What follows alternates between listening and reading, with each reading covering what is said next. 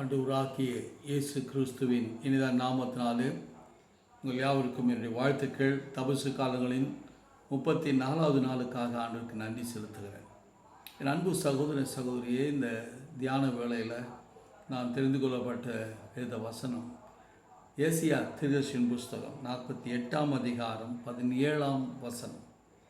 இந்த தபசு காலங்களில் இந்த வார்த்தையை நாம் சிந்தித்து நம்முடைய விசுவாசத்தை பலப்படுத்தி கொள்ள, உறுதிப்படுத்தி கொள்ள, ஆண்டவரை நெருங்கி வருவதற்கான வழி அமைத்துக் கொள்வதற்கு இது பயனுள்ளதாக இருக்கும் என்பதை விசுவாசிக்கிறேன்.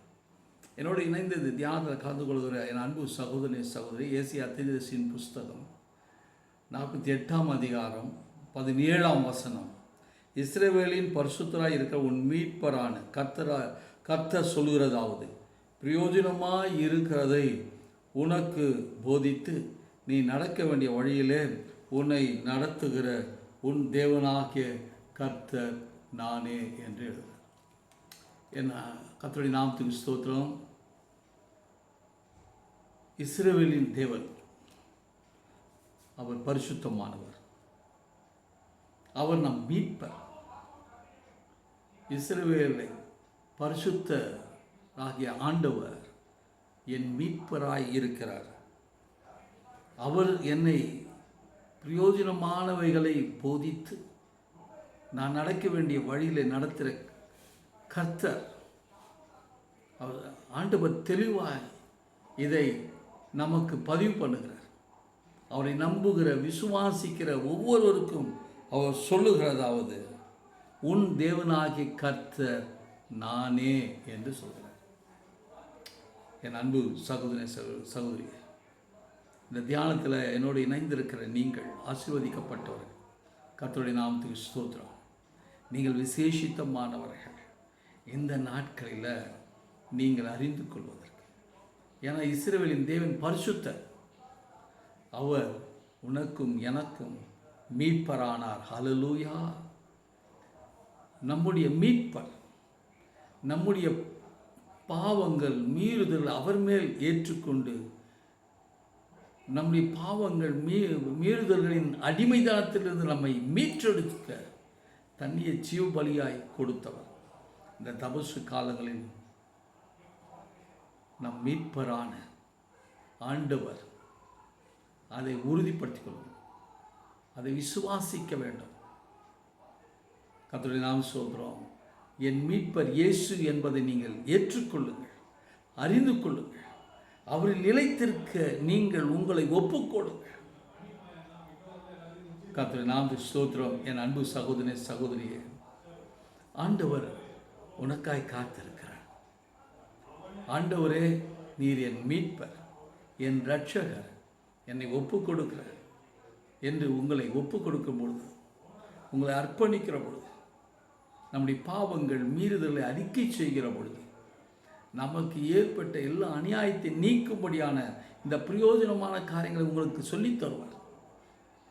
எப்படி நாம் ஆண்டவருடைய பிள்ளைகளாய் இந்த உலகத்தில் வாழப்போகிறோம், ஆண்டவர் சிருஷ்டித்த அனைத்தையும் எப்படி நாம் அனுபவிக்க போகிறோம். என் அன்பு சகோதரி, கர்த்தருடைய நாமத்துக்கு ஸ்தோத்திரம். எல்லாம் உங்கள் நன்மைக்காக, உங்கள் வாழ்வுக்காக, உங்களுடைய எதிர்காலங்களுக்காக ஆண்டவர் சகலத்தின் நன்மைக்கு எதுவாக வைத்திருக்கிறார். உனக்காக சிருஷ்டித்து வைத்திருக்கிறார். எவ்வளோ நல்ல ஆண்டவர். சூரியன், சந்திரன், நட்சத்திரங்களை உண்டாக்கியிருக்கிறார். மலைகளும் குன்றுகளும் காடுகளும் சமுத்திரத்தையும் ஆறுகளையும் குளங்களையும் நமக்காக உருவாக்கியிருக்கிறார். அனைத்தும் நம்முடைய வாழ்வுக்காக, நம்முடைய வாழ்வின் முன்னேற்றத்திற்காக. இந்த இயற்கைகள் அனைத்தும் நாம் ஆண்டு கொள்ள வேண்டும் என்பது அவருடைய விருப்பம்.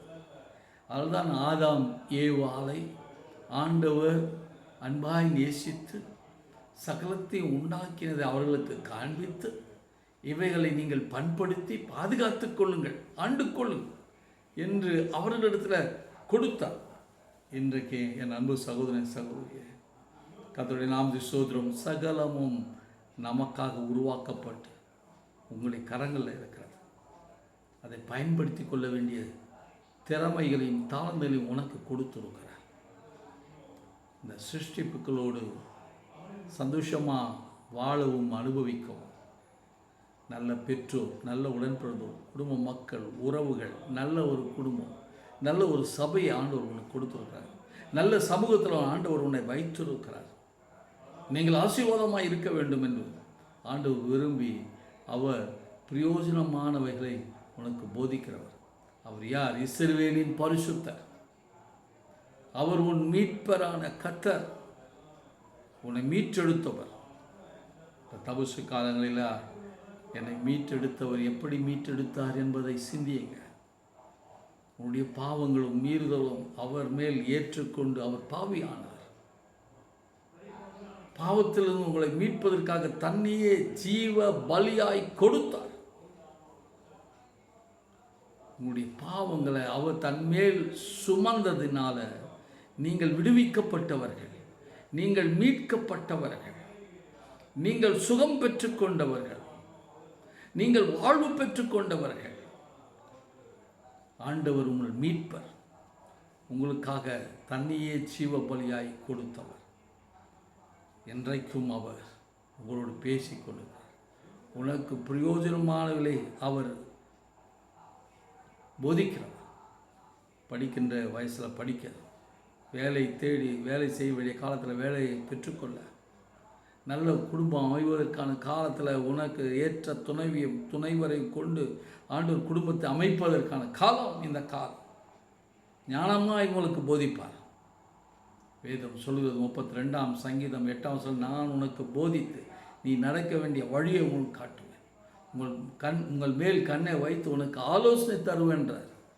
உங்கள் மேல் கண்ணை வைத்து ஆலோசனை தருகிறவர், பிரயோஜனமானவைகளை உங்களுக்கு போதித்து நீங்கள் நடக்க வேண்டிய வழியில் உங்களை நடத்துகின்ற ஆண்டவர். அவர் வழி ஆசீர்வாதமாயிருக்கும். ஆகவே தான் சங்கீதம் 37:5 வசனம் சொல்கிறது, உன் வழியை கர்த்தருக்கு ஒப்புவித்து அவர் மேலே நம்பிக்கையாயிரு, அவரே உங்கள் காரியங்களை வாய்க்க செய்வார் என்று சொல்லியிருக்கிறார்.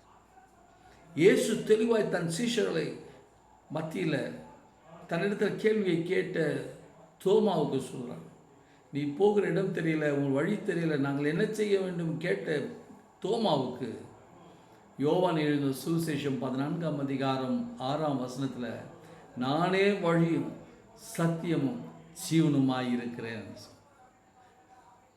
அவர் சரியான பாதையை காட்டுகிறார். அவருடைய வழிநடத்துதல் ஆச்சரியவிதமாயிருக்கும். அவருடைய வழிநடத்துதல் உங்களுடைய வாழ்வுக்கு பயனுள்ளதாக இருக்கும்.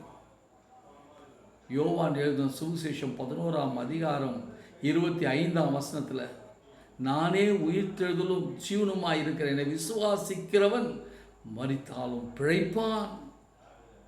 என் அன்பு சகோதரனே, சகோதரியே, இஸ்ரவேலின் தேவன் பரிசுத்தர், உன் மீட்பரான கர்த்தர் உங்களுக்கு பிரயோஜனமானவரை போதித்து நீ நடக்க வேண்டிய வழியை காட்டுவார்.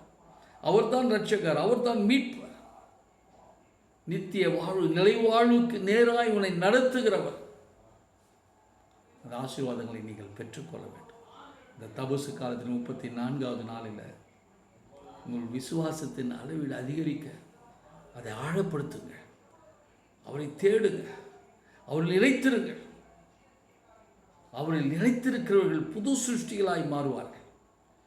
நீங்கள் புது சிருஷ்டிகளாக கிறிஸ்துவின் சாயலை பிரதிபலிக்கின்றவர்களாய் நீங்கள் இருக்க உங்களை ஆண்டவர் அழைக்கிறார்.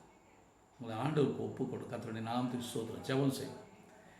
எங்களை நேசிக்கிறதான அன்பின் தகப்பனே, இந்த தபசு காலங்களின் ஆண்டவரே 34ஆவது நாளில் வந்திருக்கிறோம். உங்களுடைய வார்த்தைகளை கேட்டுக்கொண்டிருக்கிற ஒவ்வொருவரையும் உங்களுடைய கரங்களை ஒப்பு கொடுத்து செபிக்கிறேன் ஐயா. உங்களுடைய பிரசன்னத்தால் நிரப்புங்க. உங்களுடைய மகிமை வெளிப்படட்டும். என் மீட்பர் என்னோடு கூட இருக்கிறார் என்ற உணர்வுகள் வரட்டும் ஐயா. இஸ்ரவேலின் தேவன் பரிசுத்தமாக இருக்கிறது போல நானும் பரிசுத்தமாக இருக்கணும் அந்த உணர்வுகளைத்தான். நான் பரிசுத்தராக இருக்கிறது போல நீங்களும் பரிசுத்தமாக இருங்கள் என்று எதிர்பார்க்க ஆண்டவருக்கு எங்களை ஒப்புக் கொடுங்க. ஆண்டவரே, எங்கள் பாவங்கள் மீறுதல்களிலிருந்து எங்களை மீட்டெடுக்க, எங்களை விடுவிக்க தன்னையே ஜீவபலியாய் கொடுத்த நீர். ஆண்டவரே, இந்த தியானத்தில் கலந்து கொடுக்கிற ஒவ்வொருவரும் விடுதலையாக்கப்பட்டவர்கள், மீட்கப்பட்டவர்கள், வெளியேறப்பட்ட அந்த பரிசுத்தமான இரத்தத்தினால் மீட்கப்பட்டவர்கள் என்ற உணர்வுகளை உணர்த்தியார், கற்றுத்தார். பிரயோஜனமானவர்களை போதி ஆண்டவர். விசுவாச வாழ்வை வாழ நடத்துங்க. உம்முடைய வழியில் வரட்டும். உமக்கு பிரியமான காரியங்களை செய்கிறவளாய் மாறட்டும். கிறிஸ்துவோடு பயணிக்கிற பயணம் இந்த தபசு காலங்களை உறுதிப்படுத்துங்கப்பா. உங்களுடைய கரங்களில் ஒப்பு கொடுக்குறேன். படிக்கிற பிள்ளைகளுக்கு நல்ல படிப்பின் வரத்தை, ஞானத்தை தாங்க. வேலை செய்கிற ஒவ்வொருக்கும் வேலை செய்ய திராணியும் பலத்தை தார். ஒவ்வொரு குடும்பத்தையும் கர்த்தர் பொறுப்படுத்திக் கொள்ளுங்கள். அவர்கள் வருமானங்கள் குடும்பத்தின் தேவைகளுக்கு போதுமானதாக இருக்கட்டும். அவர் பிள்ளைகளுடைய எதிர்காலங்களை ஆசீர்வதிங்க. திருமணத்துக்காக ஆயத்தமாக இருக்கிற, எதிர்நோக்கி இருக்கிற ஒவ்வொரு குடும்பத்துக்காக செபிக்கிறேன். பெற்றோர்களோடு இணைந்து செபிக்கிறையா. அவள் பிள்ளைகளுக்கு செய்ய வேண்டிய நேரத்தில் ஏற்ற நாளில் நல்ல குடும்பம் அமைவதற்கான வழியை அமைத்து தரும்படியாக செபிக்கிறேன். வாழ்க்கை துணைவிகளையும் கண்டு நல்ல குடும்பம் அமைய வேண்டும் என்று உடைய நாமத்தினால செபிக்கிறேன். சரீர பலவீனத்தின் மத்தியிலும் வியாதியின் மத்தியிலும் ஒரே உணவு உடுக்க இருக்க இடமில்லாமல் தவித்து கொண்டிருக்கிற மக்கள், எல்லாவற்றையும் இழந்து போயிருக்கிற மக்களுக்காக செபிக்கிறையா. வியாதியின் கொடுமை, கொடூரம் ஒரு மனுஷனை வேதனைப்படுத்துகிறது என்பதை உணர்ந்திருக்கிறோம். கர்த்தாவே, உம்முடைய விலையேறப்பட்ட அந்த பரிசுத்தமான இரத்தத்தை ஊற்றி உடைய பிள்ளைகளை ஆண்டவரே குணமாக்குங்க. விசேஷமான ஒரு அபிஷேகம் பிள்ளைகள் மேல் இறங்கட்டும். அவர்கள் விடுவையும் ஆண்டவரை தப்புவையும் வியாதியின் கூறுகள் சுட்டரிக்கப்படட்டும். செயலிருந்திருக்கிற அவயங்கள் செயல்பட ஆரம்பிக்கட்டும். இயேசுவின் நாமத்தினால ஆண்டவரை நீங்கள் எதை கேட்கிறீர்களோ அவர்களை பெற்றுக்கொள்வீர்கள் என்று சொல்லி உங்களுடைய நாமத்தினால செபிக்கிறோம் சுவாமி. இந்த ஜெபத்தில் இணைந்திருக்கிற பிள்ளைகளை சுகப்படுத்துங்க, பலப்படுத்துங்க. தேவைகள் சந்திக்கப்படட்டும். ஒரு குறையாதபடிக்கு காத்துக்கொள்ளுங்க. ஒரு விசுவாசத்தை பலப்படுத்துங்க. இந்த தபசு காலங்களில் உம்மை அறிந்து கொள்ளவும், உம்மை நிலைத்திருக்கவும், உம்முடைய ஆசீர்வாதங்களை சுதந்திரித்துக் கொள்கிற வழியை அமைத்துத்தான் உம்முடைய கரங்களை ஒப்பு கொடுக்கிற பொறுப்படுத்திக் கொள்ளும். இயேசு கிறிஸ்துவின் இனிதான் நாமத்தினால் செவின் நல்ல பிதாவே, ஆமென். ஆமென். நமது ஆண்டவராகிய இயேசு கிறிஸ்துவினுடைய கிருபையும் பிதாவாகிய தேவனுடைய அன்பும் பரிசுத்த ஆவியானவருடைய அந்யோன்ய ஐக்கியமும் வழி நடத்தும் அனைவரோடும் எப்பொழுதும் இருப்பதாக. ஆமென்.